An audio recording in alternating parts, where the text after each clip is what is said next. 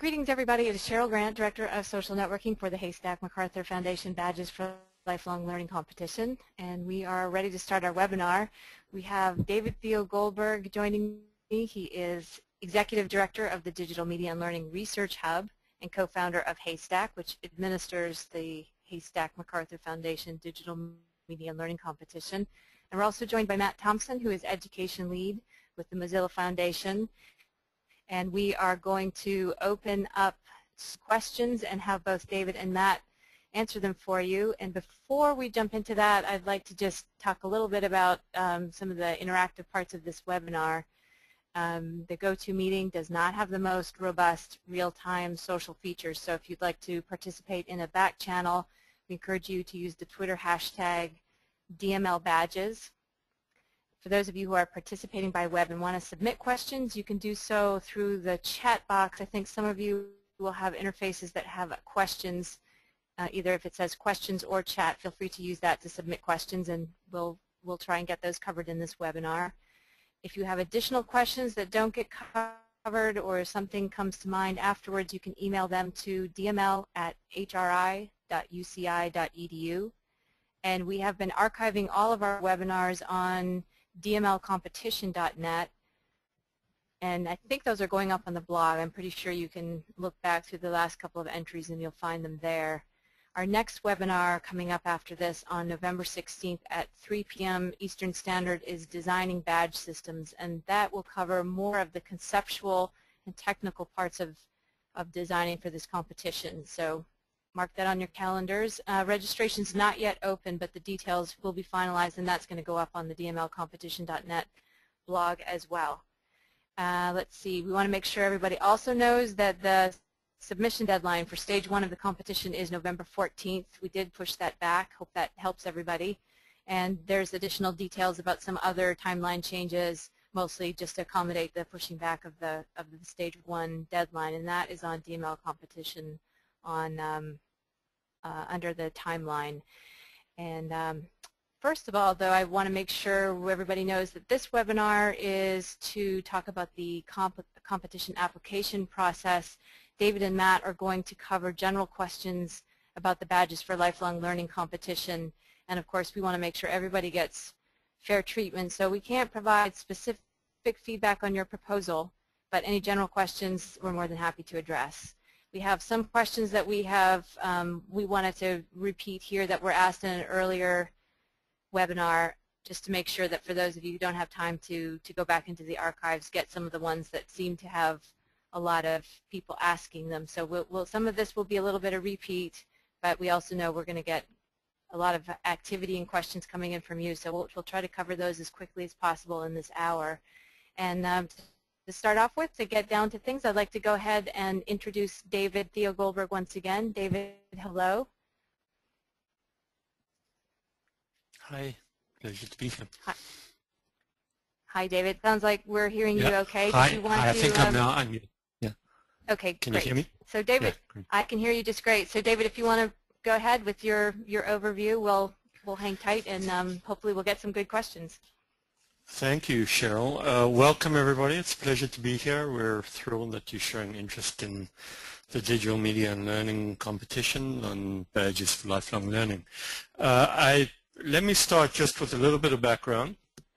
We're interested in this competition in using digital badging to recognize, assess, and reward learning and learning pathways at all stages and levels of learning, in a sense, anytime, anywhere, in formal settings, especially in informal settings, in participatory and connected learning between people, between youth, that takes place within informal settings, in after-school settings, in museums, in libraries, in activities that take place that are organized by parents and so on and so forth.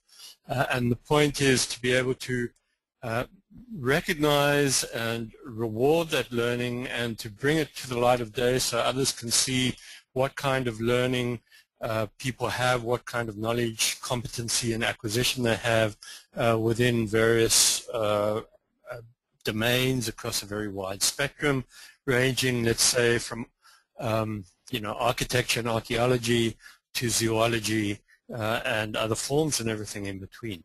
So we're concerned to think about creative ways in which digital badging can be used in order to recognize and reward such learning and to be able to share that learning for the purposes of advancing one's career, for acquiring a job, for being able to engage in peer-to-peer collaborations and activities with others who might need to draw on one's expertise, and on and on. So we think that digital badging, the use of digital badges, potentially is a very creative and effective way of being able to recognize competencies and capacities across a very wide domain, and the competition is designed precisely to be able to surface the most creative uses, most creative and effective uses of digital badging, digital badge designs, and an ecosystem of digital badging. One other prefatory remark, and then I'll just run through how the competition works, and that is that all the proposed digital badging designs that enter into the competition have to show that they are using the Mozilla Open Badge infrastructure. If you need to know more about that, you can either go to the Mozilla site where they spell it out in some detail, or link to it off the DML competition site, and Matt Thompson can talk a bit more about that in due course. So either to use the Mozilla Open Badge infrastructure as the underlying infrastructure for hosting the badges, or to develop systems that are completely interoperable with the Mozilla Open Badge infrastructure. And the point there, of course, is to make sure that we're capable of ending with a singular infrastructure, not a proliferation of infrastructures that don't speak to each other. So that's it. Let me just quickly run through how the badging competition will work.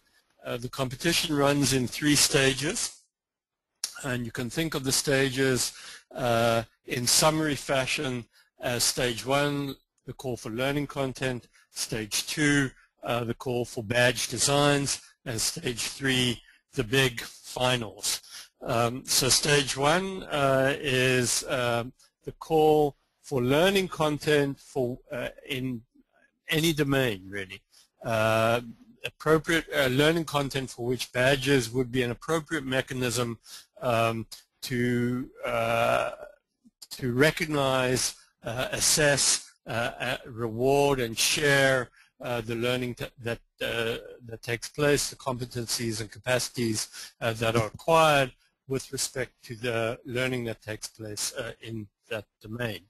And that learning content could be pretty much in any domain, as we've said. I mean, if you think of competencies, say, in algebra or in geometry, and you think that badging, a digital badge design that you have in mind would be an effective way, or you would want a badge design that would be an effective way to recognize the competencies and learning pathways for algebra, then this competition obviously would be an appropriate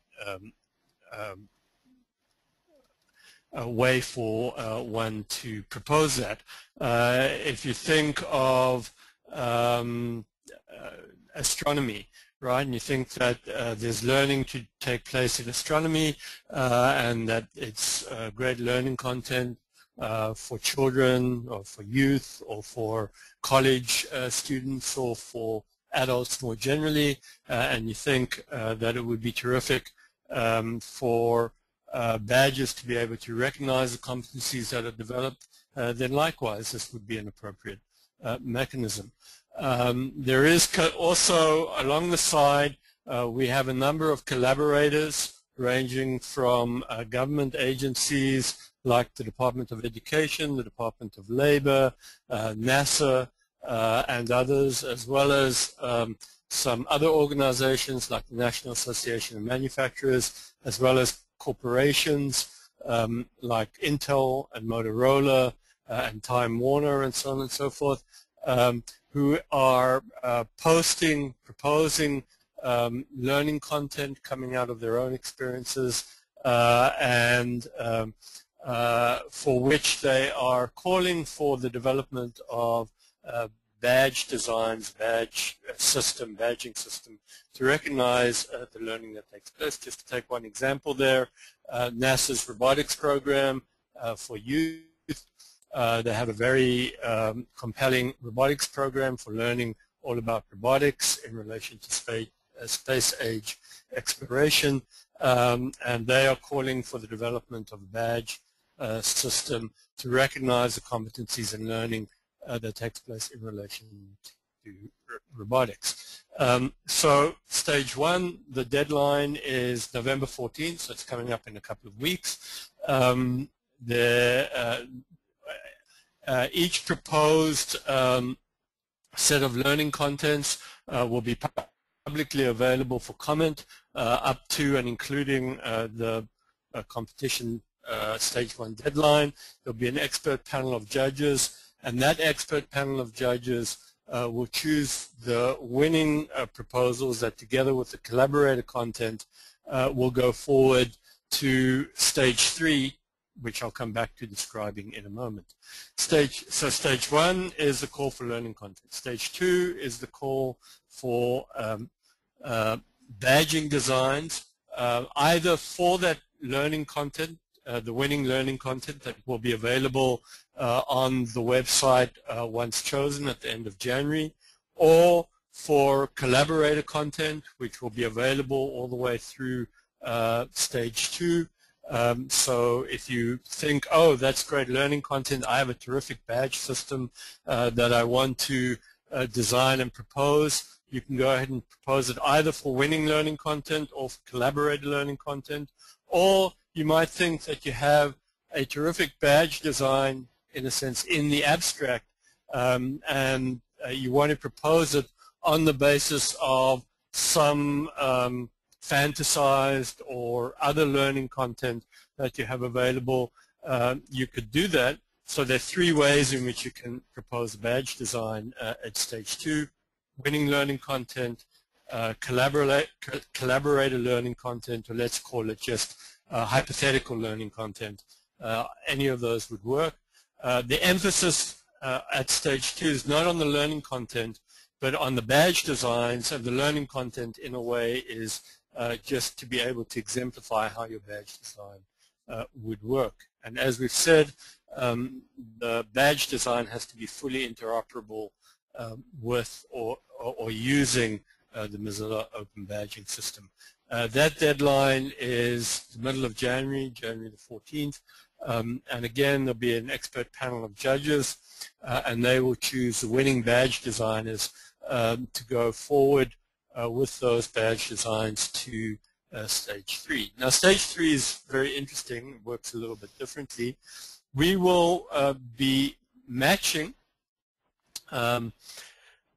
stage one learning content winners and collaborators with stage two badge design winners in a partnership team.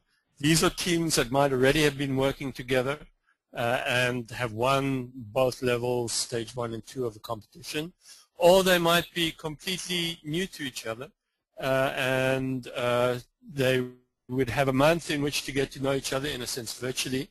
And stage three is a face-to-face meeting consisting of 2 days on February 28th and 29th. 28th will be a day-long intensive workshop where the partnering teams, the collaborating teams between the learning content winners and collaborators on the one hand and the badge design winners on the other hand come together face-to-face, possibly even for the first time face-to-face, although they will have spoken to each other, we hope, intensively over the previous month, to work together on the 28th in San Francisco in an intensive workshop to develop a coherent and cohesive proposal. And day 2, the 29th of February 2012, in San Francisco, will be the big pitch, in a sense, our version of American Idol, to propose a coherent system of badging for the learning content in question. They will make that pitch live to a series of expert panel judges, and the judges will choose the winning and awarded winners of DML competition 4, and those winners will be announced at the Digital Media and Learning Conference, which is taking place from March 1st to the 3rd. The winning awardees will be announced at the second evening reception of the DML conference on, I believe it's March the 2nd.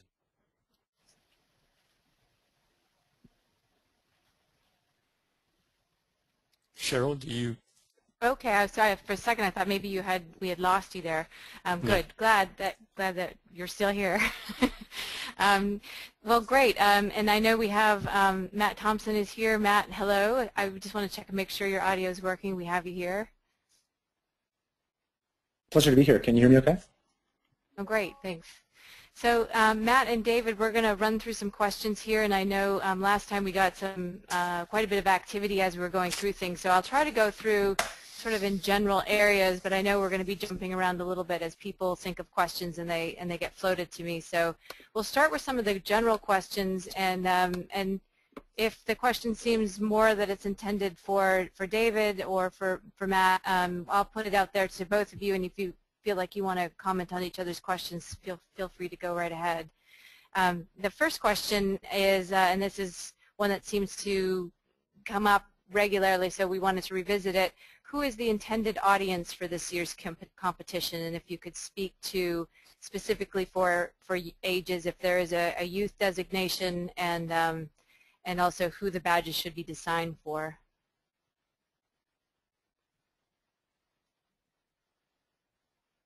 David, do you want to take that one? That's who is the intended audience for this year's competition? Yeah, sure. So the intended audience is perfectly broad. It's not necessarily or only or exclusively youth-focused. As I've stressed in my overview, for any generation, all learners, anytime, anywhere. We take that very seriously. Obviously, we would be thrilled to see a range of applications for youth learning in particular, but there's no bias one way or the other in relation to youth learning. So the intended audience is perfectly broad, or the intended competitive pool is perfectly broad across a range of domains, a range of generations, a range of learning competencies and capacities. Great, thank you.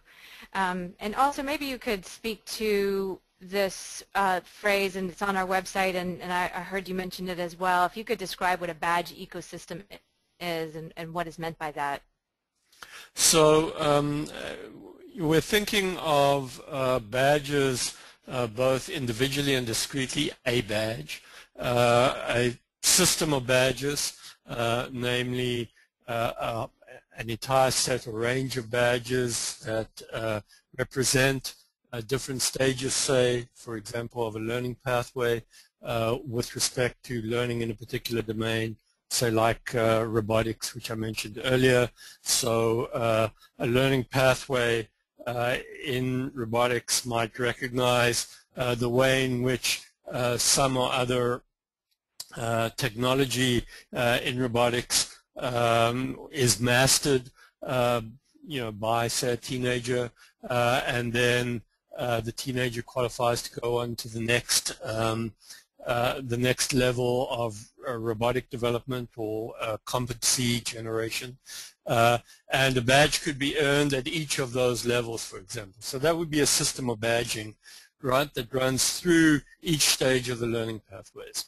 And the badging ecosystem is the overall system, you might say ecology, into which that badging system fits. And we have on our website, you can go and look under the call and about badges, a set of criteria to which we are paying attention in terms of assessment, for example, of the learning that takes place, the kinds of criteria that we're emphasizing should be taken into consideration in the development of the badge. And so the ecosystem would be the entire range of criteria, of technical considerations, of assessment considerations that go in to make up the badge. We're not interested just in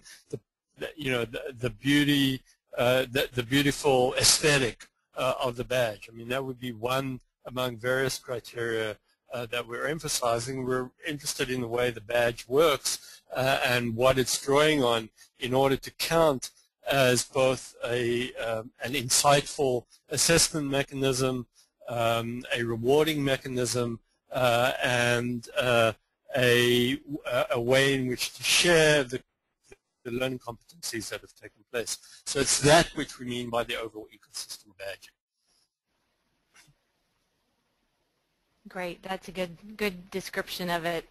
A little bit more specific kind of question. Are we accepting applications from individuals without institutional or organizational affiliation? For example, somebody who's a teacher who would like to create content for the competition. If they have a badge system concept that's not specific to an organization but could be used by all organizations, including schools, can that person participate? Yeah, sure. This is David again. When we say that there has to be institutional support, we're not saying that the application has to speak narrowly only to that institutional support. We'd be thrilled to see applications that speak more broadly to the capacity of badging or badging ecosystem, as we put it, to be able to address learning within a domain, learning content that is being proposed in this example, used across a wide variety of institutional sites. When we're emphasizing institutional support, we just want to know that the person making that proposal, were they to go forward, would have the kind of institutional support made available to them in the development of their badging system, not that the badging system be restricted just to that institution. Okay, great. And I'm not sure if the person who asked that question's on the webinar, but if so, and there needs to be any further clarification, feel free to let us know in the chat box. The next question, if you could talk a little bit about what is meant by a collaborator, who's a collaborator, and what exactly does that mean? What's the difference between a collaborator and a stage 1 applicant? Right, that's a good question. So a collaborator are those organizations, as I said, both public government organizations and private corporations, all listed on our website, with whom we've been working closely and with whom we've been in conversation over a period of time, who have interesting, important, compelling learning content coming out of their own local experiences. And they have been working in development with us to propose that learning content as what we're calling collaborator content. And we've placed that up on the website in relation to stage 1 for folks to see. That is not, that they are not competitors at stage 1.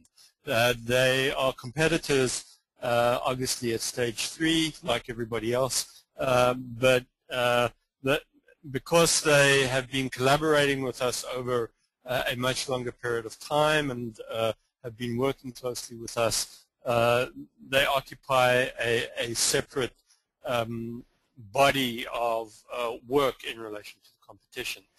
Stage 1 applicants are those who propose a fresh and a new learning content that will be judged at stage 1. Both stage 1 winners and collaborators that have, in a sense, been entered at stage 1 will go forward together into the final meeting at stage 3. So this next question is connected, and I think you've answered it, but I'm going to ask it specifically, just in case this person has a specific meaning with this question. How do you work with the collaborators in the first stage if they've already developed the content? And they might be asking, I'm not sure if I'm interpreting this correctly, but they might be asking what kind of collaboration would they be allowed to do if they are developing.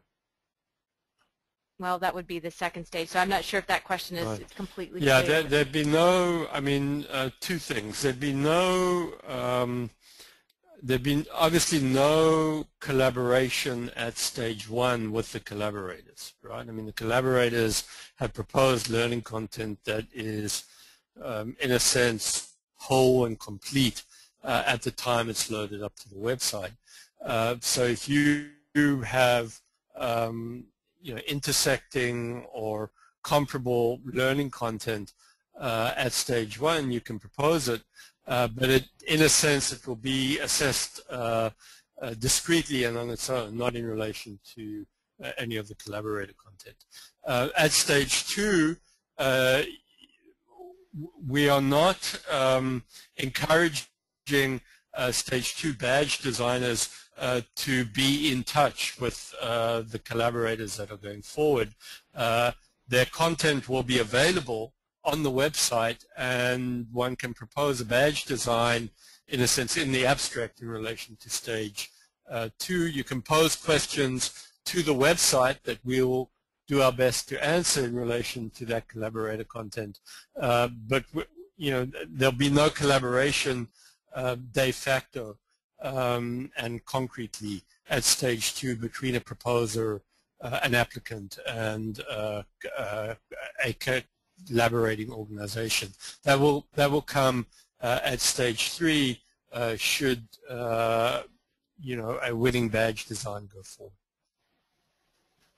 Okay, we also had a question come in that's a clarification, a follow-up just to this current question. Is it mandatory to use one of the collaborators? No, it's not. At stage 2, I take it is what you mean. At stage 2, as I try to emphasize, there are one of 3 ways in which one might develop a badge, a set of badges or badging system.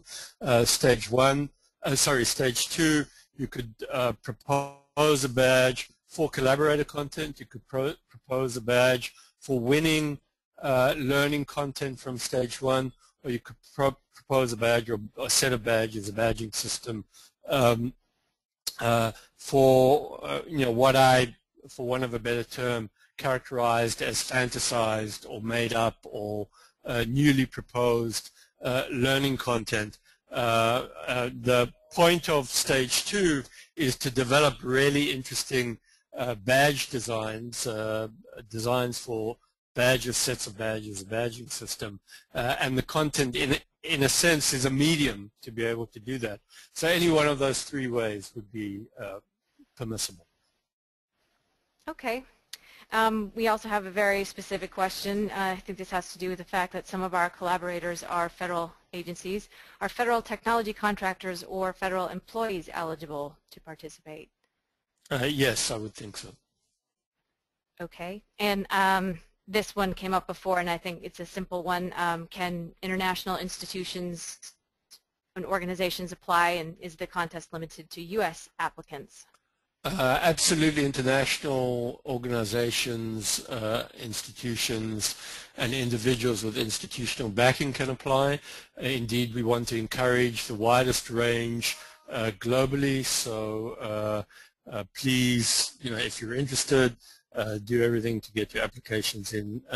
This is absolutely not limited to the U.S. only. Okay. And it looks like we've got, this must be a popular question. Can you apply to the badge competition and the research competition? You may apply to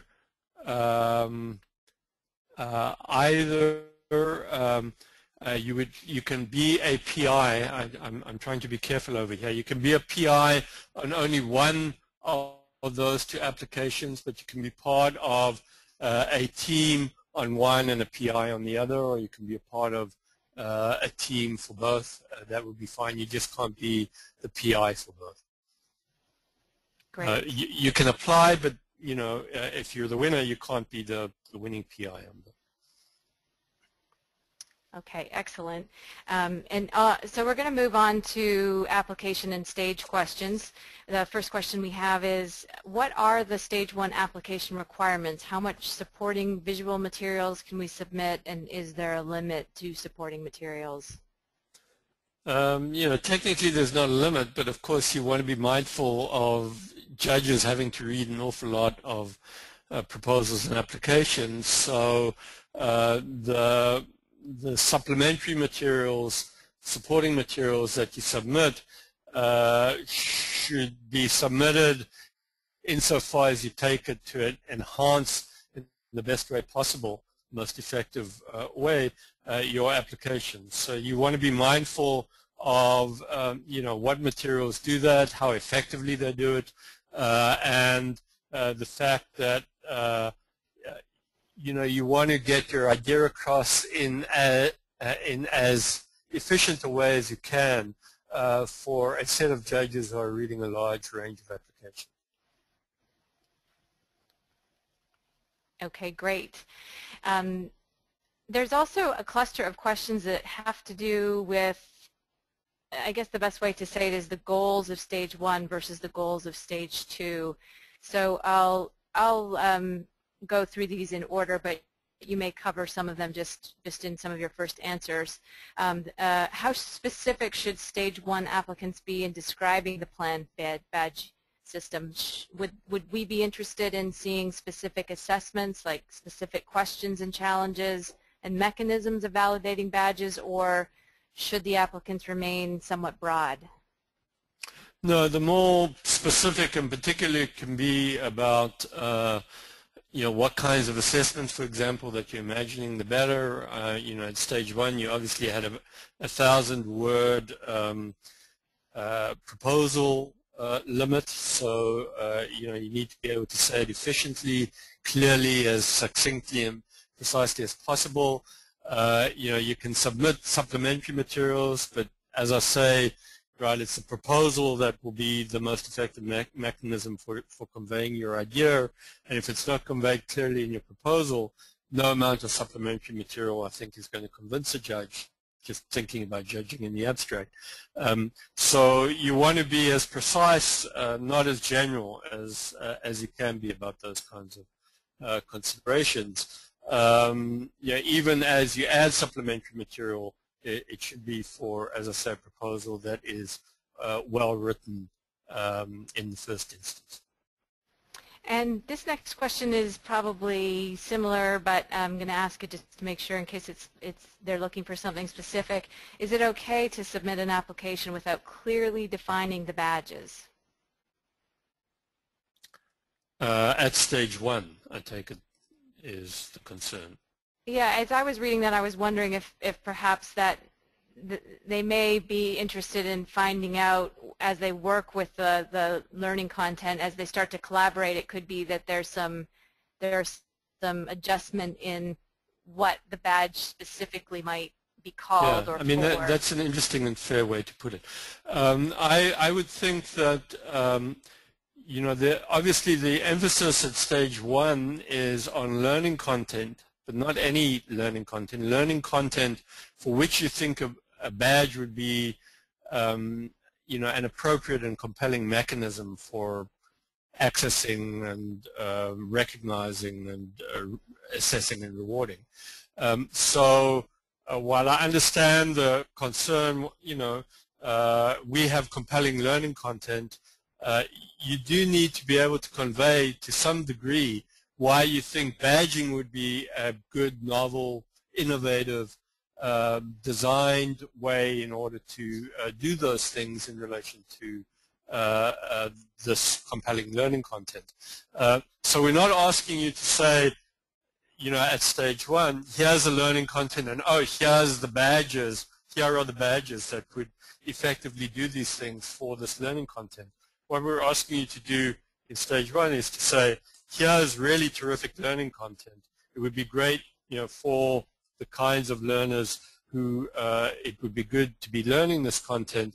And here's the reason why badging might be an innovative way of recognizing, assessing, and rewarding that learning, because other forms have not been so effective, and we think this new way of thinking about it would be terrific, and then give some reasons. And I think that's all we're really asking, to be able to indicate why it is that you think badges, not a specific set of badges, but why badges, a set of badges, a system of badging as such would be a good way of recognizing the learning that is taking place in relation to this learning content. Okay, thank you, David. Another question somewhat related. Can you clarify what you mean by design in badge design in stage 2? Should the design be strictly technical exercise, so for example, programming a system, or a primarily conceptual exercise? For example, how does the badging hierarchy work? How are the skills or the competencies assessed? And how is the authority of the issuer established? Right. Good question. I would say absolutely both. Matt, do you want to add anything on this? Matt, are you still with us? No, I don't think so. I'd agree with you. I think, yeah, I am. I apologize. I was just unmuting. No, I would just echo what David said. I think that both approaches are absolutely valid. Great. Okay, so this also is another related question. Does the learning content need to be developed prior to the application, or can be based on a conceptual or theoretical concept? I take it they mean at stage 1. So yes, stage 1. I would have to say that the more precise you can be about what the learning content is, the better chance you have. I mean, stage 1 really is about an emphasis on learning content. So if you're abstract and we can't, or judges can't really get a clear sense of what it is you're driving at, I would say that would discount somewhat your proposal. So the more precise it can be about the learning content, I mean, the emphasis here is on content, after all, the better. It sounds like we could summarize this group of questions that the more specific and precise people can be, the better the application. Absolutely. I mean, after all, always the sign of a good proposal. Yeah. So we have a can I just add, and this is not in relation to our competition, but just proposal writing generally from a long set of experiences. If you don't have readers in your first paragraph, you're lost. Your first paragraph needs to be able to convey very clearly what it is you do. And I guess just to echo some of what David's saying, it may be helpful for folks to bear in mind that the next phase of the competition is about taking the content proposals in stage 1 and matching them with designers and developers who are actually going to build them out. So it's not a purely theoretical exercise. We're actually going to build this stuff. So again, as David said, the more specific you can be about how you imagine your badge system making its way as a prototype in the real world, the easier it will be to match up your idea with designers and developers who actively want to get their hands dirty and help build it. Yeah, excellent point. Okay, thank you both. The next question is about developing content for stage 1. Does all of the learning content have to live exclusively in a digital form, or can there be, for example, live live in the classroom content that is assessed in a digital form and then lives in the Open Badge ecosystem? Yeah, I would say the latter, for sure. Great. I mean, in that sense, both, right? Either or both. Yes, and there was a question that came earlier today asking if if these are assessing, if the open badge system is assessing digital skills. So maybe this is a good place to put that question in here as well. Do the skills that are being assessed have to be digital? No. I mean, we're talking about any learning content in any domain, so no. Mm-hmm. Hope that clears it up. Okay, so let's see here. The next question is a participant who's trying to figure out what stage to apply, and I think this might be general enough. We can say that some people might be wondering this, or other people are as well. In some ways, they're trying to figure out. They think that they could be stage 1 or 2. They have an organization that has designed and implemented a badging system already. So they are hoping to further support their development as we build out their system, but can't figure out which stage to apply and how to frame their situation, given that it's not distinctly one or the other. I would say both, interestingly enough. That is, they apply to both stage 1 and stage 2. It maximizes their opportunities, of course. So stage 1 they apply, and this language specific in the call to this effect. Stage 1 they apply, emphasizing learning content, but saying in the proposal that they've already developed a badging system, and summarizing what that is, while emphasizing the learning content at stage 1, because that's what we're calling for. At stage 2, whether or not they win stage 1, they can apply with emphasizing their badge design, their focusing on the badge design component, and saying, well, we didn't win stage 1, but we had developed it for the learning content at stage 1. And if they win stage 2, it wouldn't then be to develop the badging design for the badging system for their learning content, but it might be seen to be more generalized. So okay. I would encourage them to apply at both levels. This is a related question. Can an organization or institution submit proposals in both stage 1 and 2? So for example, the organization has content as well as a design team for badge development on the same project. Yes. Okay. And then here is a question that's sort of a follow-up to the earlier cluster of goals of stage 1 versus goals of stage 2 questions that we were talking about. This person is saying, am I correct that it sounds as though the stage 2 developers also develop the system of badges rather than just the technical system, or do the stage 1 competitors get to have some control over the system of badges? I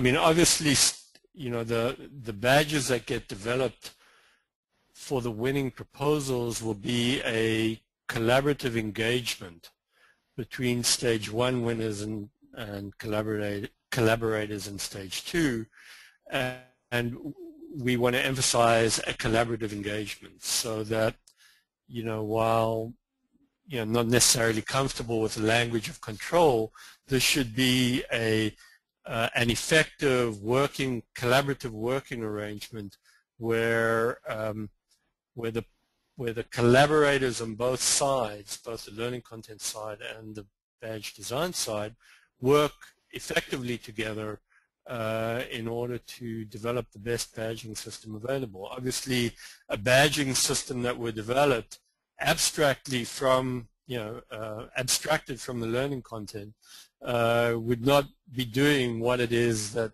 we're looking for on the one side, and learning content that was pushed at the expense of an effective badging ecosystem or badging infrastructure, or badging a badge system would not be an effective system either. So in the end, we're looking to marry, right, to merge, to wed the relation between the learning content and the badge design. So I think the answer would be to say that that they have to come together in a kind of symbiotic engagement. Mm-hmm. Yeah, I think it's those that best do that have the best chance of getting awarded in the end. Yeah, it seems like people are trying to figure out some of the logistics if they win, and this question expresses some of that. since we'll be matching the teams together, the judges will be matching the teams together over the course of the competition, how important is it to have a fleshed out team in stage 1? So this person is saying that they think it would be easier to match if they had a smaller team, but they also are feeling nervous that not having a team would hurt prospects of moving forward. No, not having a team in stage 1 is not an issue. Right, we've tried to, I mean, a design team, you know, stage 1 is really about the learning content for which you are imagining an effective use of badging, right, in order to recognize, award, and assess and reward that learning content over time. So, you know, whether or not you have a fully fledged team, whether you have a small team, a large team, or any team at all in relation to badge design for stage 1 is not the issue. You know, you might have, you might put a design team together for your stage 1 learning content and propose it. You know, your learning content might win, but your badge design might not, and you'll be paired with somebody else. You know, you might apply for stage 2 and badge designs and be assigned to a different kind of learning content. I mean, it could go, or you might, you know, hit the jackpot, and both you and your designers will be winners, and you'll go forward together. Mm-hmm. Yeah, there's one question that came in. I think I'm guessing this is coming out of just group dynamics and how people may be brainstorming and working together on their applications. This question seems to capture some of that concern, and I think you've addressed it, but I'll say it here just because they're participating right now. They see that there's the risk of being split apart in the process and working with an outside organization. So in other words, you could have your stage 1 idea being taken by another group in a stage 2 team and working from there. Is that accurate? Yeah, you know, if the nervousness is about having your learning content appropriated without you, the answer to that question is that will not happen. Okay, right? But it sounds like they're worried that the badge design aspect of that, if people have been developing it together in concert and then they apply, there is the potential for you to be separated from your learning competence. There is indeed that potential. Let me just say that if you've been working closely together and your learning content is really compelling and your badge system design is really compelling, the likelihood of you going forward together is high, right? Right. And obviously, you know, if you're able to reveal a kind of symbiotic working relation in support of a really effective set of proposals at stage 1 and stage 2, the likelihood of you going forward together is high. We're just leaving open a range of possibilities where that fails at one or other of the stages. Okay, I hope that answers it for people. It seems like there was a flurry of people trying to sort of figure out how that was going to work. Right. Right. And there are people who are asking if is there criteria for matching that we could share? I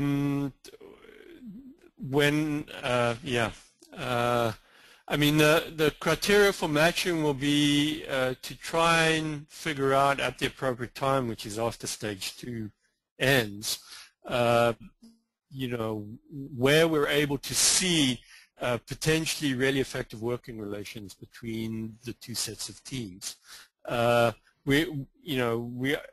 We'll obviously not force anybody into anything. I mean, you can always say we're not prepared to work with those guys. We don't like what they do. We've had experience with them before. Et cetera, et cetera. So we'll issue a series of guidelines as we reach the point of stage 3 more directly. If you have any further questions or concerns about this, I would say, you know, don't hesitate to email us, and we'll try and answer you as effectively as we can. Yes, and I'm looking at the time here, and I can see the questions are coming in pretty quickly. So I know we are not going to get to all of these, and we'll try to go through. We've got some questions that we've already, I know, covered before, so we'll try and put together answers and maybe update our our FAQ for people so that we try to cover all of these. But I wanted to move on to some of the budget questions that people are asking. Oh, I'm sorry, there's a new section here just carved out that's on intellectual property, and these are excellent questions. Who owns the final product? And in stage 1, if the person who's submitting content owns the content, for example, if the text or software is integral to the learning content, what exactly happens? And then this is related. Has there been any thought about ownership of the product in terms of if the content group is nonprofit but the stage 2 partners are for-profit? How does this resolve itself after the competition? we will not force any nonprofit into a profit-making venture against their will. Okay, I hope that answered these questions, and for whoever's participating, I think they're online right now. If you have more specific questions, please email us and we can try and get those answers to you. So I'm going to move on to the budgets questions that are coming in. During what stage is a budget submitted for the badges competition, and what are allowable budget expenses? Yeah, the budgets are only submitted for stage 3. You know, we don't want to burden people with developing budgets unless they're going forward in the staging of the competition. The kinds of expenses allowable would, of course, be wages for those working on the, or salaries for those working on the project, reasonable salaries, some technology, some travel, those sorts of things. You know, and you know, once we get to that stage, if there are questions about allowable expenses, we'll obviously be open to responding concretely to concrete questions. There's a similar question. This is for the research competition in particular. Can any part of the grant be used toward facility and administrative costs, and may any part of the grant be used toward graduate student tuition costs? Yeah, there's a 15 up to 15% allowable in indirect costs, so you know, which goes to your institution to sustain facility. There'll be some kind of office operating costs that will be allowable. In terms of support of graduate students, some of that can be written in. Obviously, we would not like to see your entire budget consumed by the support for graduate students. You'd have to show that the graduate students are integral to the work that is being conducted. So, you know, they might be doing some programming, they might be doing some research, but you know, all the costs would have to be integral to the proposed work in the application. Okay, and we have a question, a budget question about travel and related expenses for the finalists, February 28th and 29th, and the question is, who pays for that? We cover the costs of that. Right, the competition will cover the cost for the finalists. Okay, and then this question is about, well, I think this is related, these two questions. How many more awards do you expect to make? And is the maximum award of $200,000 split between team members, or is there $200,000 for stage 1 and $200,000 for stage 2 for a total of $400,000? Right. No, it's $200,000 in total. The budget would be worked out between the collaborators engaged with each other, right? And up to $200,000, and the budget would be worked out to show, you know, how expenses most compellingly would be distributed across the collaborators. We expect somewhere in the order of 20 awards in the badging competition, more or less. Okay. I think that this question, I guess people feel that they didn't quite understand the answer, maybe we didn't make it specific enough. What are the intellectual property issues and who owns the final product? Yeah, I mean that's a good one. The final product would be owned conjointly by the collaborators. That would have to be worked out effectively by the collaborators. We want to stress open source, right? Mozilla open badging infrastructure is an open source infrastructure. So the profitability prospects are not huge here.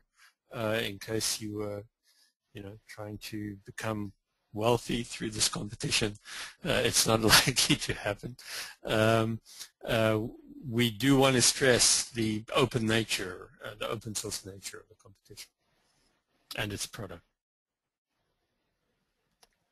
And Matt, do you want to add anything along these lines? Cheryl, I'm going to have to end at 1. I'm expecting a call, I'm afraid. Okay, so at 4 your we'll time. wrap up. So, yeah. Okay. But Matt, do you want to add anything about ownership? I don't think so, other than to encourage people who have specific questions or concerns around licensing or intellectual property or ownership to just include those in their application. Right. So let me look. I've got a question here. Will all Stage 1 winners be assured of finding a suitable Stage 2 winner to carry the project into Stage 3? Yes. We obviously will try and be as effective as we can in doing that, right? We do not in any way see that there'll be a Stage 1 winner who won't be able to go forward to Stage 3. Okay. And it looks like we have quite a few questions for the research competition. Is it possible for a non-U.S. institution to participate in the research competition? For somebody Absolutely. who has a proposal, okay, great. I figured as much, but it's good to make sure these things are clear. Right. The next question is it mandatory to include in the proposal either the workshop or the working group, or can one only submit the research proposal without also the workshop working group proposal? No, it's a requirement that you submit for either the workshop or the working group. And then this is, I think, a related question. Would you consider a competitive advantage to include in the workshop or working group proposal U.S.-based scholars or institutions? I ask this because I am based in Italy and would eventually organize a workshop in Italy. That would be fine. In fact, it would be a good thing.